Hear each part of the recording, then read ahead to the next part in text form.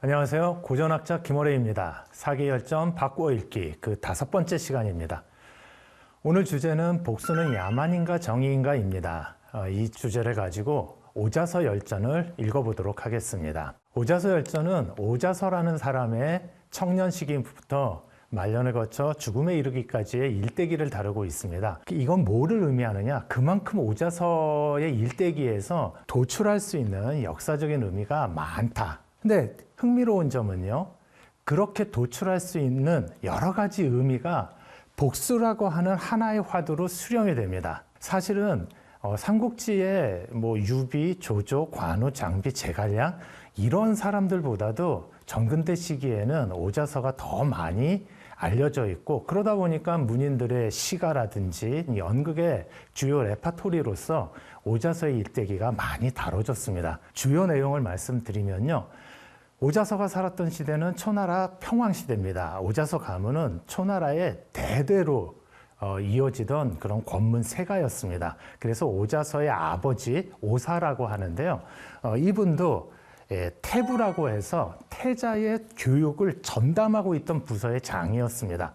그러니까 미래 권력을 교육하는 부서의 장이니까 상당히 중요하고 중신이었던 거죠. 그런데 요 오사라는 이 태부 바로 밑에 벼슬을 하는 사람이 비무기라고도 하고 비무극이라고도 하는데, 이 양반이 상당한 간신이었습니다. 그래서 항상 이 오사를 제거할 생각을 해서 적절한 기회를 잡아가지고 당시 왕이 이제 평왕이라는 사람이었는데, 평왕에게 이 오자서의 아버지인 오사를 무고를 합니다. 근데 이 평왕이 함량이 좀 부족한 군주였습니다. 그러다 보니까 그냥 그 무고를 덥석 받아들여서 오사를 죽이려고 합니다. 이때 이 평왕에게 가장 큰 근심거리가 됐던 것이 있었는데, 한자권에서는요, 아버지가 국가 권력에 의해서 정당하게 처형된다고 하더라도요, 아버지가 나는 억울해, 무고해라고 유언을 남기면 그 자식들은 아버지를 무고했던 사람, 또 죽음에 이르게 했던 사람들에게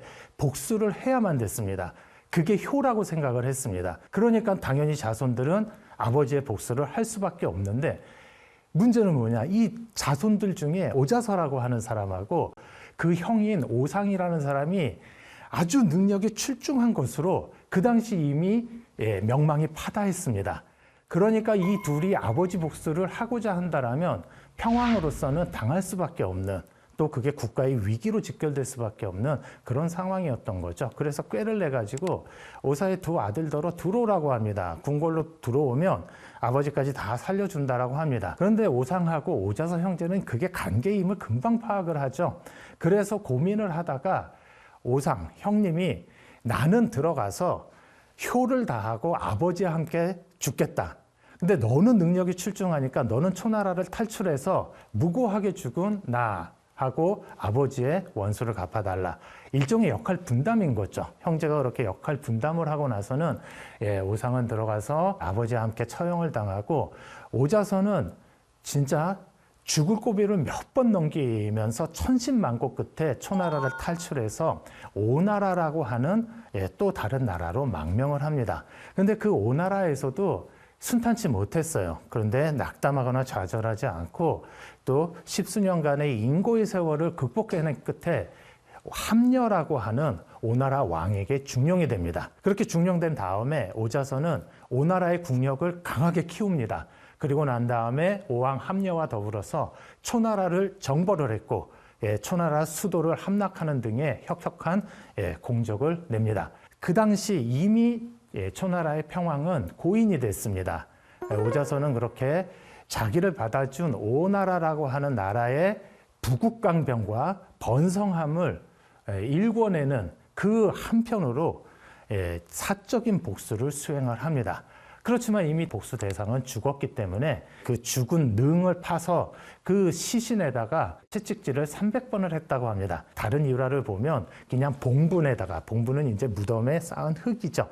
거기다가 그냥 300대 정도 채찍질을 했다라는 그런 설입니다. 이제 상징적인 행위를 했던 거죠. 사마천은 이 오자서를 복수의 화신으로 좀 더 강렬한 이미지를 부여하기 위해서 봉분에 채찍질을 했다라는 그 전설보다는 시신을 파내가지고 시신에다가 직접 채찍질을 했다라는 그 설을 택한 것 같습니다. 어찌됐든 오자선은 이렇게 자기를 받아준, 자기가 섬기는 나라의 번성을 추구하는 방식을 통해서 그 격가지로서 사적인 복수를 완벽하게 수행을 합니다. 이후 함려는 숙적인 월이라고 하는 나라를 치다가 전사를 합니다. 근데 이 전사하는 과정이 사실 월나라 그때 왕이 구천이었는데요. 구천이 좀 비굴한 방식을 썼습니다. 그래서 함려는 자기 아들을 불러가지고 죽기 직전에 너는 반드시 월나라 구천에게 복수를 해라 라는 것을 유언을 합니다.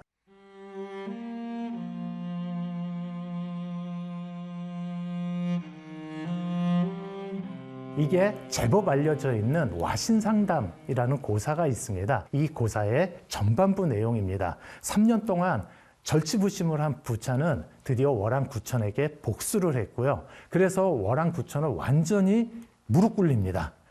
그 순간에 어떤 인자한 마음이 작동이 됐는지 오왕부차가 월왕구천을 죽이지 않고요. 살려주려고 합니다. 이때 오자선은 죽여야 된다. 월나라를 아예 끝장을 내야지, 그렇지 않으면 오나라가 성장하는데 큰 장애물이 된다라고 간언을 지속적으로 드립니다. 오왕이었던 부차는 오자서의 간언을 듣지 않고 구천을 살려줍니다.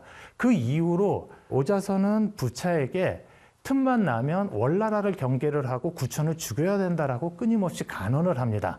그런데 대다수의 오나라의 대신들은 이미 월나라로부터 많은 포섭 공작을 당한 상태였습니다. 그래서 대신들 대다수가 월나라는 이미 망했으니까, 망한 것과 진배 없으니까 그냥 놔둬도 된다, 이런 식으로 오자서하고는 반대로 간언을 올립니다. 결국 오왕부차하고 오자서의 사이는 갈수록 멀어질 수밖에 없었고요.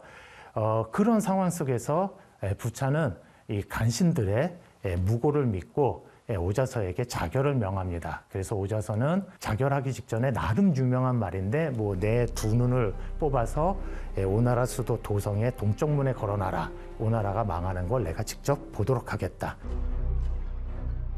내 무덤 봉분에 가래나무를 심어라. 그게 자라서 관을 짤 수 있을 정도의 목재가 되면 그때 오나라가 망할 것이다. 그 나무 관에다가 오왕부차의 시신을 담아라. 이런 식의 저주 섞인 그러한 예언을 하고는 죽습니다. 그리고 역사는 오자서의 예언대로 실행이 되는 겁니다. 그러니까 오자서가 옳았다는 게 역사를 통해서 밝혀지는 거죠. 이런 내용을 읽다 보면 오자서가 오로지 복수를 위해서만 삶을 살았던 건 아닐 텐데, 사마천은 오로지 복수 쪽에 초점을 맞춰서 오자서의 삶을 길게 서술을 합니다. 이런 질문을 던져볼 수가 있죠. 왜 사마천은 오자서의 삶을 복수를 담론하기 위한 소재로서 적극 활용을 했는가? 이것은 오자서에 대한 역대의 평가를 보면 어느 정도 알 수 있는 그러한 질문이기도 합니다. 오자서에 대한 역대의 평가는 복수의 화신이다. 그러니까 복수의 눈이 멀었던 독한 인간이다라는 그런 평가 대 또 정반대의 평가가 있습니다. 자기를 연마해서 나라에 큰 공도 세우고 그 와중에 부차적으로 사적인 복수도 완수한 아주 빼어난 인물이다. 이런 이제 양극단의 평가가 존재를 하는데, 어찌됐든 사마천은 그 중에서 후자 쪽, 그러니까 큰 공을 세웠고 그 큰 공을 세우는 과정에서 사적 복수도 완수해낸 빼어난 인물이라고 오자서를 평가를 합니다. 그래서 오자서 열전의 끝부분에서 결론을 내리는데, 그 결론에서 사마천은 무슨 얘기를 하느냐? 사무친 원한이 사람에게 끼치는 영향은 참으로 크다. 왕이라 해도 신하에게 원한을 사서는 안 되는 것이거늘, 일찍이 오자서가 오상을 따라 같이 죽었다면 하찮은 땅강아지나 개미와 무엇이 달랐겠는가? 그는 작은 의로움을 버리고 큰 치욕을 갚아 명성이 후세야까지 전해졌다. 그는 모진 고초를 참고 견디며 공명을 이룰 수 있었으니 강인한 대장부가 아니면 어느 누가 이런 일을 이룰 수 있겠는가? 이런 이제 평가를 내립니다. 여기서 대장부는 사내답다라는 얘기가 아니라 굉장히 훌륭한 사람을 그 당시에는 대장부라고 그렇게 명명을 했습니다. 그러니까 굉장히 훌륭한 인물이라는 그런 평가를 사마천은 한 겁니다. 이렇듯 복수는 사람이든 사회이든 또 국가든 아니면 더 큰 차원의 문명 차원이든 야만이나 파멸로 이끄는 그런 부정적인 힘을 지니고 있는 반면에 개인부터 국가 문명 차원에 이르기까지 절치부심해서 자신을 성장케 하는 그런 긍정적인 힘도 지니고 있습니다. 그렇기 때문에 파괴적 경향성으로 복수가 흐르는 것을 방지를 하고 건설적 경향성을 잘 살리면 복수는 개인 차원이든 사회 차원이든 국가 문명 차원이든 할 것 없이 성장과 진보의 동력으로서 활용 가능해지게 됩니다. 사마천은 오자서가 이러한 복수의 부정적 속성을 잘 극복하고 건설적인 복수를 수행한 전형적 예로 축혀 세웠던 것입니다. 이를 통해 복수로부터 자유로울 수 없다라면 복수의 긍정적인 면을 건설적으로 활용할 줄 알아야 한다는 화두를 던졌다라고 읽을 수가 있습니다. 이것이 바로 오자서 열전이 오늘날 우리에게 던지는 의의라고 얘기할 수 있습니다. 사실 사마천은 오자서 열전에서요, 오자서의 일대기에서 복수와 관련된 여러 가지 사건들을 다루면서 복수하고 연관된 여러 가지 측면들을 담론하고 있었습니다. 저는 그거를 사마천이 복수의 윤리학을 구축하는 작업을 수행했다라고 그렇게 읽고 있습니다. 복수는 자기 성장의 계기가 되어야 한다. 왜냐하면요, 복수를 하기 위해서는요, 대부분의 경우 추가적인 희생이 따릅니다. 오자서도 자기 삶을 살지 못했습니다. 청년 이후로 오로지 아버지하고 형의 억울함을 풀기 위한 그 삶을 살았으니까 엄밀히 보면요, 그 삶이 성공적이었다라고 해도 오자서가 아마 어려서부터 청년 시절까지 꿈꿔왔던 그런 삶은 아니었을 겁니다. 그러니까 자기가 살고 싶었던 삶을 포기할 수밖에 없는 추가적인 희생을 치렀다라는 거죠. 그렇기 때문에 복수를 하다 보면 피폐해집니다. 근데 사마천은 복수는 오히려 자기 성장의 계기가 되어야 된다. 그러니까 추가적인 희생을 최소화해야 된다라는 거죠. 예컨대 이런 식의 복수의 윤리학을 제시를 했던 겁니다. 또한 사적 복수일지라도 공적 정당성에 의해 보증되어야 한다. 다시 말해서 공적 이로움이 실현되면서 그러면서 사적 복수도 수행이 된다라면 그건 정당화될 수 있지만 그렇지 않으면 사적 복수가 항상 정당화될 수 있는 것은 아니다.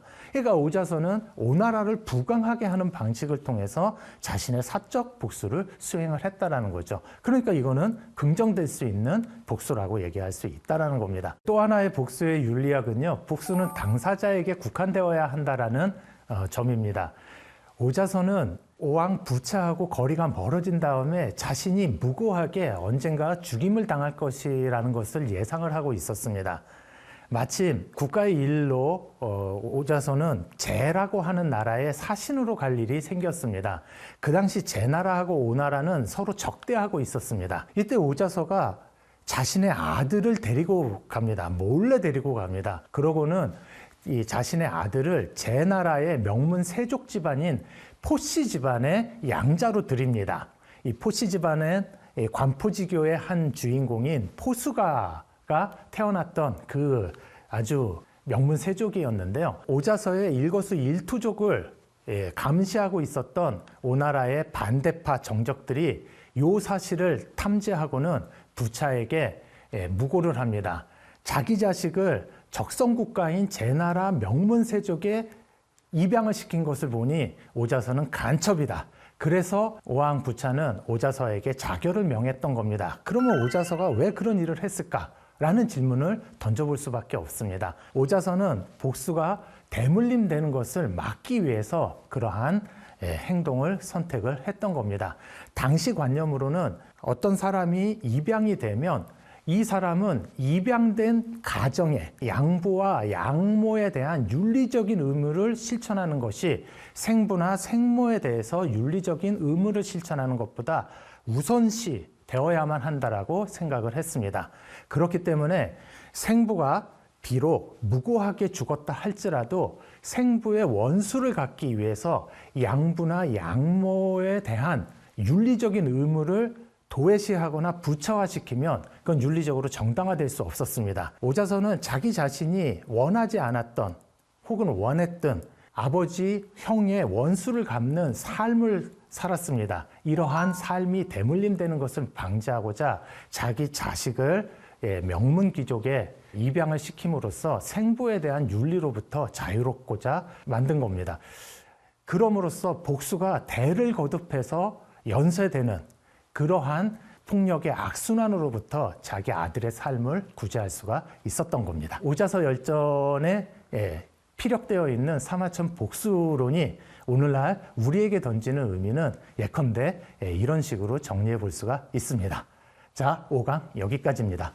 감사합니다.